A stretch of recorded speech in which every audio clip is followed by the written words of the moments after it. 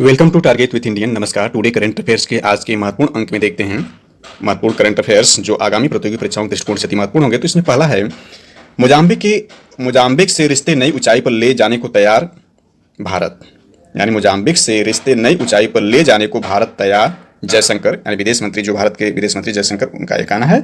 विदेश मंत्री ने कहा, नई दिल्ली की नीतियों में अपने साथी का हित प्राथमिकता। मेड इन इंडिया ट्रेन में किया सफर। यह है भारत में निर्मित ट्रेन में सफर करते विदेश मंत्री एस जयशंकर। इसमें है विदेश मंत्री एस जयशंकर, इसको विस्तार से देखते हैं।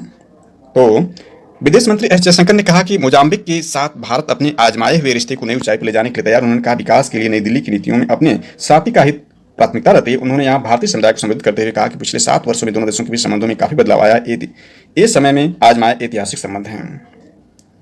और इसमें देखते हैं तो मेड इन इंडिया ट्रेन में किया सफर। विदेश मंत्री एस जयशंकर ने अपने मोजाम्बिक दौरे के दौरान मेड इन इंडिया भारत में निर्मित ट्रेन से सफर किया। इसके अलावा उन्होंने मोजाम्बिक में रेल नेटवर्क, इलेक्ट्रॉनिक वाहनों तथा जलमार्ग संपर्क का दायरा बढ़ाने के मुद्दे पर वहां के परिवहन मंत्री से व्यापक बातचीत की। पीएम मोदी का दिया संदेश। जयशंकर ने भारत मोजाम्बिक रिश्ते को बेहद अहम बताया। उन्होंने कहा, पीएम मोदी का संदेश है, इसलिए मैं आज यहाँ हूँ ताकि बता सकूँ मोजाम्बिक के साथ हम रिश्तों को एक नए स्तर पर ले जा सकते हैं। मोजाम्बिक के साथ हम हर साल $4 अरब का कारोबार करते हैं। इंपॉर्टेंट है कि मोजाम्बिक के साथ जो है भारत का कारोबार जो है यानी द्विपक्षीय व्यापार जो है $4 अरब का है। अब जो है कुछ महत्वपूर्ण भौगोलिक जानकारी अफ्रीका महाद्वीप और मोजाम्बिक के बारे में देखते हैं। तो अफ्रीका महाद्वीप जो है यह इसका जो है विश्व के भूभाग का 20.2% है। यानी 20.2% जो है भूभाग अफ्रीका के पास है, विश्व के भूभाग का। इसके अलावा अफ्रीका संसार का दूसरा सबसे बड़ा महाद्वीप है। यानी एशिया महाद्वीप जो है संसार का सबसे बड़ा महाद्वीप है। उसके बाद जो है यह अफ्रीका महाद्वीप है। इसको अंध महाद्वीप के नाम से भी जाना जाता है। यह एक मात्र ऐसा महाद्वीप है जिससे होकर विषुवत रेखा यानी विषुवत वृत्त, कर्क वृत्त, मकर वृत्त गुजरते हैं। और इस महाद्वीप के बारे में देखें तो ये उत्तर में भूमध्य सागर यानी इसके उत्तर में जो है भूमध्य सागर है, उत्तर पूर्व में लाल सागर है, पश्चिम एवं दक्षिण पश्चिम में अटलांटिक महासागर एवं पूर्व में हिंद महासागर है से घिरा हुआ महाद्वीप है। यह एकमात्र ऐसा महाद्वीप है जिसका क्षेत्र चारों गोलार्धों में पड़ता है एवं अनेक देशों की अवस्थिति कर्क रेखा पर है। यह एशिया से स्वेज स्थल संधि से जुड़ा हुआ है एवं यूरेशिया से 3 जगहों पर अलग अलग होता है, यथा जिब्राल्टर जल संधि, स्वेज नहर एवं बाब अल मंदेव जल संधि। अफ्रीका का सबसे उत्तरी बिंदु जो है अल घिराम पॉइंट ट्यूनिसिया में है तथा दक्षिणतम बिंदु जो इसका है केप अलगुहास दक्षिण अफ्रीका में है। इसका सबसे पूर्वी बिंदु जो है हाइगून पॉइंट सोमालिया में है तथा सबसे पश्चिमी बिंदु केप वर्डे स्थित एलमादी पॉइंट सेनेगल में है। यह सिनाई प्रायद्वीप द्वारा एशिया से संबंध है, जिसे अब स्वेज नहर निकालकर पृथक कर दिया गया है। अब संदर्भित बिंदु को देखें तो इसमें तंजानिया है यह अफ्रीका महाद्वीप के पूर्वी भाग पर है, अर्थात यह हिंद महासागर के पास है। और जो मोजाम्बिक है इसके पड़ोसी देशों के बारे में देखें, यानी इससे जो पड़ोसी देश जुड़े हुए हैं उसमें मोजाम्बिक से जुड़े हुए जो पड़ोसी देशों में है वह उत्तर की तरफ इसका जो है तंजानिया है। इसके बाद जो आपका पश्चिम की तरफ है वह मलावी, जाम्बिया, जिम्बाब्वे है। और इसके दक्षिण की तरफ जो है वह आपका दक्षिण की तरफ जो है स्वाजीलैंड है और साउथ अफ्रीका है। और इसके पूर्व की तरफ जो है हिंद महासागर है। अफ्रीका महाद्वीप में ही सबसे ज़्यादा देश हैं, अर्थात 54 देश जो है वो अफ्रीका महाद्वीप में ही हैं। और जो 54वां जो सबसे लेटेस्ट देश बना वह दक्षिणी सूडान बना, 54वां देश बना यह अफ्रीका का। अफ्रीका के बारे में कुछ और देखें तो अफ्रीका में जो सबसे बड़ा देश है वो अल्जीरिया है, सबसे छोटा देश जो है में ओटो है और सबसे ऊंचा पर्वत माउंट किलिमंजारो, सबसे लंबी नदी नील नदी और सबसे गहनतम बिंदु आसाई झील है। करंट अफेयर देखते हैं तो इसमें क्रिप्टो करेंसी के खिलाफ कोई भी कार्रवाई वैश्विक हो। सीतारमण G20 देशों केंद्रीय बैंक गवर्नरों की बैठक में कहा, सभी देश समन्वित समझ पर राजी। निर्मला सीतारमण ये भारत की जो है वित्त मंत्री हैं, यानी केंद्रीय वित्त मंत्री निर्मला सीतारमण ने कहा, G20 के सदस्य इस बात पर राजी हैं कि क्रिप्टो करेंसी व संपत्तियों से उत्पन्न चुनौतियों से निपटने के लिए वैश्विक स्तर पर समन्वित समझ बनाने की जरूरत है। साथ ही इसका नियमन करना भी जरूरी है। वित्त मंत्री ने कहा कि समूह में तत्परता से इस मुद्दे पर प्रतिक्रिया दी और G20 की भारत की अध्यक्षता के दौरान क्रिप्टो संपत्ति संबंधित मामलों पर एक संश्लेषण पत्र लाया जाएगा। वित्त मंत्री ने कहा कि सभी G20 देश इस बात पर सहमत हैं कि क्रिप्टो करेंसी के खिलाफ कोई भी कार्रवाई वैश्विक और अंतर्राष्ट्रीय मुद्रा कोष IMF और विश्व बैंक की वार्षिक बैठक से इतर। वित्त मंत्री सीतारमण और भारतीय रिजर्व बैंक के गवर्नर शक्तिकांत दास ने G20 के सदस्य देशों के केंद्रीय बैंक के गवर्नरों के साथ अहम बैठक की। सीतारमण ने कहा, G20 के सदस्य देश मानते हैं कि कोई एक देश अपने बलबूते क्रिप्टो करेंसी की चुनौतियों से नहीं निपट सकता। इस पर IMF और फाइनेंशियल स्टेबिलिटी बोर्ड के पेपरों पर चर्चा कर उनका एक निचोड़ तैयार कर अलग दस्तावेज तैयार किया जाएगा। सीतारमण ने कहा, G20 के वित्त मंत्रियों और केंद्रीय बैंक के गवर्नरों की दूसरी बैठक में चर्चा 3 सत्रों जिसमें 13 आमंत्रित देशों गोलमेज सम्मेलन की मेजबानी के साथ ऋण पुनर्गठन पर चर्चा शामिल है। उन्होंने कहा, बहुपक्षीय विकास बैंकों में सुधार का मुद्दा भी अहम है, जो भारतीय पहल इससे अच्छी प्रतिक्रिया मिली है। इसमें देखते हैं तो यहाँ पर यह भारत, जापान, फ्रांस ने श्रीलंका के लिए शुरू किया साझा मंच। इसमें भारत, जापान और फ्रांस ने अपने सबसे खराब आर्थिक संकट से जूझ रहे श्रीलंका के ऋण पुनर्गठन कार्यक्रम की एक साझा मंच की घोषणा की है। यानी इंपॉर्टेंट है कि साझा मंच की घोषणा करने वालों में भारत है, जापान है, फ्रांस है और श्रीलंका, यानी ये 3 देश हैं जो साझा मंच की घोषणा की है। वित्त मंत्री निर्मला सीतारमण ने संकटग्रस्त देश को आर्थिक संकट से उबारने के लिए भारत की ओर से पूरा समर्थन देने की प्रतिबद्धता भी जताई। उन्होंने कहा, ऋण पुनर्गठन चर्चाओं में सभी लेनदारों के साथ व्यवहार में पारदर्शिता और समानता सुनिश्चित करने के लिए लेनदारों के बीच सहयोग महत्वपूर्ण है। यह बैठक अंतर्राष्ट्रीय मुद्रा कोष और विश्व बैंक की सालाना वसंत बैठकों से इतर हुई। खबर इसमें देखें तो फ्रांस पेंशन सुधार बिल के विरुद्ध सड़कों पर जनसैलाब। इसमें जो है पेरिस फ्रांसीसी राष्ट्रपति इमैनुअल मैक्रों द्वारा लाए गए सेवानिवृत्ति की आयु बढ़ाने संबंधी कानून को नाराज सैकड़ों प्रदर्शनकारियों का सैलाब एक बार फिर शुक्रवार को फ्रांस की सड़कों पर उतरा। फ्रांस की सरकार ने सेवानिवृत्ति की आयु बढ़ाकर 64 वर्ष करने को लेकर पूरे देश में शुक्रवार को यानी 14 अप्रैल 2023 को शुक्रवार को लागू करना है। यह 16 मार्च से पारित किया गया। इसके विरोध में योजनाबद्ध ढंग से प्रदर्शन हुए हैं। यानी इसमें पीटी एग्जाम के दृष्टिकोण से पूछा जा सकता है कि किस देश में जो है सेवानिवृत्ति की आयु बढ़ाकर के 64 वर्ष कर दी गई है, तो फ्रांस है। इसके कारण विरोध प्रदर्शन जारी है वहां पर। आगे देखिए, नेपाल 669 मेगावाट परियोजना के लिए भारतीय निवेश प्रस्ताव मंजूर। इसमें है नेपाल के निवेश बोर्ड ने देश में 669 मेगावाट लोअर अरुण जल विद्युत परियोजना के निर्माण के लिए भारत के सतलज जल विद्युत निगम यानी SJVN के निवेश प्रस्ताव को मंजूरी दे दी है। नेपाल के प्रधानमंत्री पुष्प कमल दहल प्रचंड की अध्यक्षता में हुई निवेश बोर्ड की 53वीं बैठक में SJVN ने 92.68 अरब नेपाली रुपए के निवेश प्रस्ताव को मंजूरी दी। खबर इसमें है, अमेरिकी राजदूत एरिक गारसेटी भारत आए, पिंक ऑटो में पहुंचे दूतावास। गुलाबी पिंक ऑटो में एक बार फिर से अमेरिकी दूतावास का मार्ग तय किया गया। इस बार अमेरिका के भारत में नवनियुक्त राजदूत एरिक गारसेटी, इंपॉर्टेंट है कि यह जो नवनियुक्त राजदूत हैं अमेरिका के भारत के लिए, वह एरिक गारसेटी ऑटो में आए।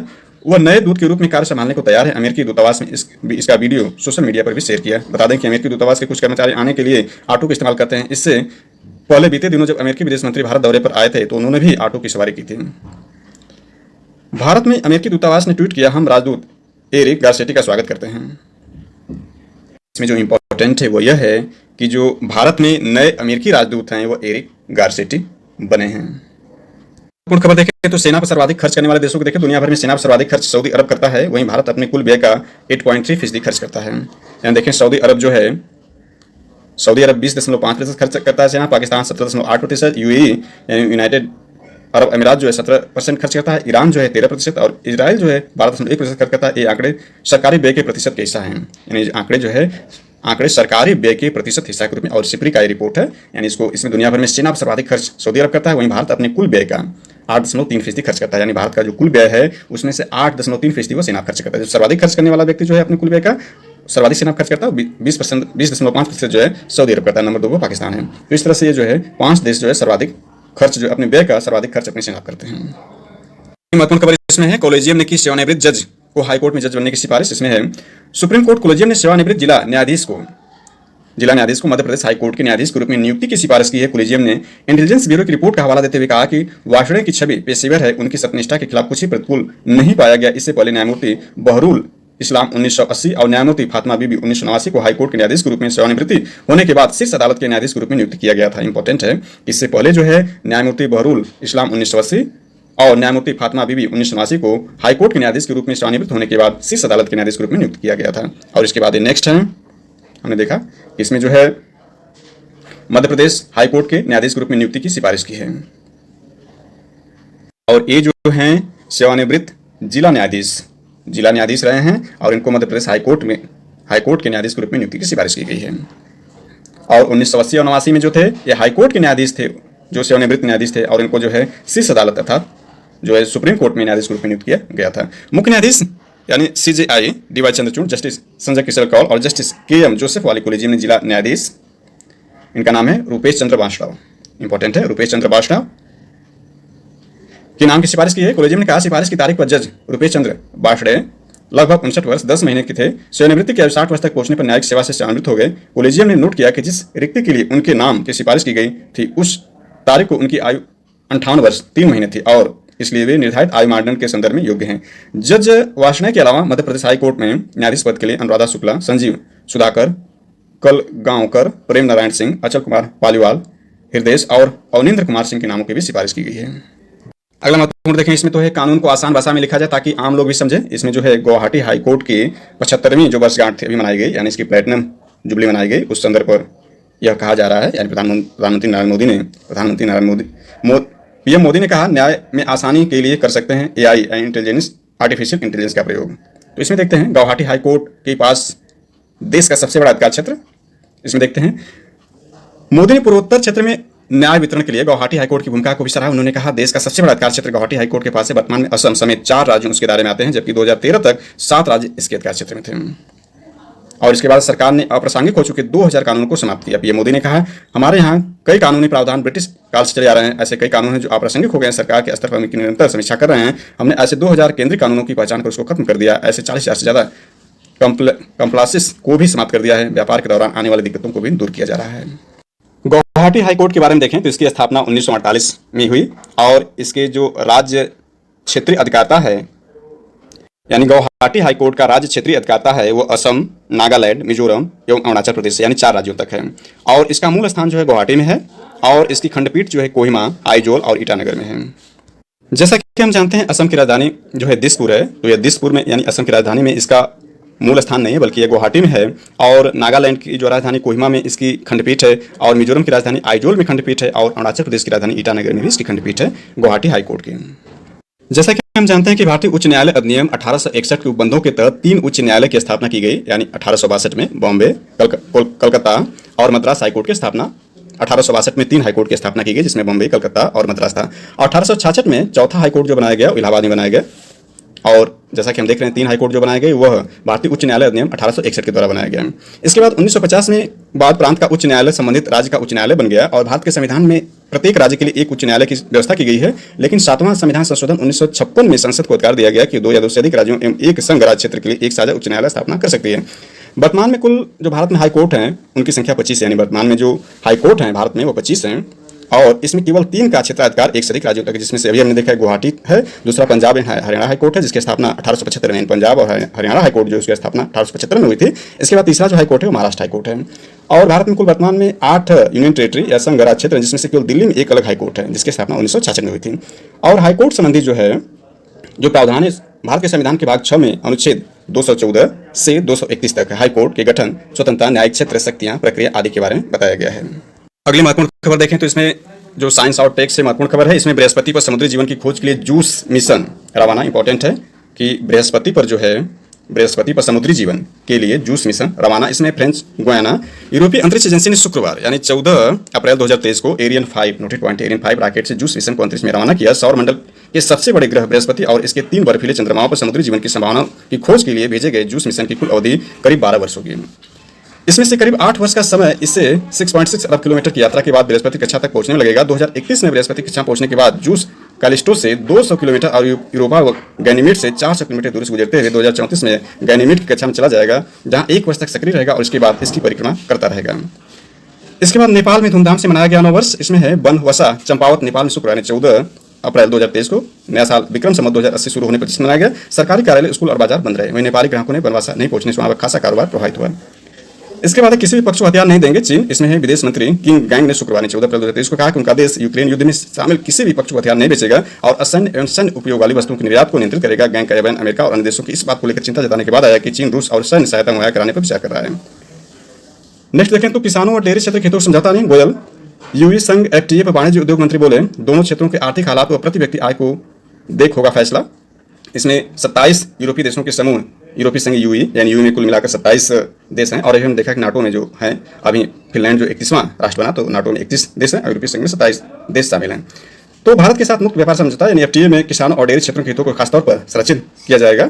यूरोप के आधिकारिक दौरे पर पेरिस के बाद रोम पहुंचे वाणिज्य उद्योग मंत्री पीयूष गोयल ने कहा कि इटली और फ्रांस में भारत यूई एफटीए बातचीत को जल्द निश्चित तक पहुंचने का समर्थन किया है। तो इसमें जून में होगी 5वीं दौर की वार्ता, यानी भारत यूई के मुख्य वार्ताकार एफटीए पर 5वीं दौर की बातचीत 19 से 23 जून के बीच दिल्ली में करेंगे। इस दौरान व्यापार, निवेश और भौगोलिक संकेतों जीआई टैग से जुड़े प्रस्तावों पर चर्चा होगी। भारत यूई से 2007 में एफटीए पर चर्चा शुरू की थी, लेकिन तमाम मुद्दों पर सहमति नहीं बनने की वजह से बीच में अटक गई। हालांकि पिछले वर्ष बदले हुए वैश्विक हालात में 17 जून को वार्ता फिर शुरू हुई। वार्ता की प्रगति समीक्षा के लिए वाणिज्य सचिव स्तर की शीर्ष अधिकारी अगस्त में बैठक करेंगे। तो इस तरह से कुछ महत्वपूर्ण current affairs today current affairs है। Thanks for watching this.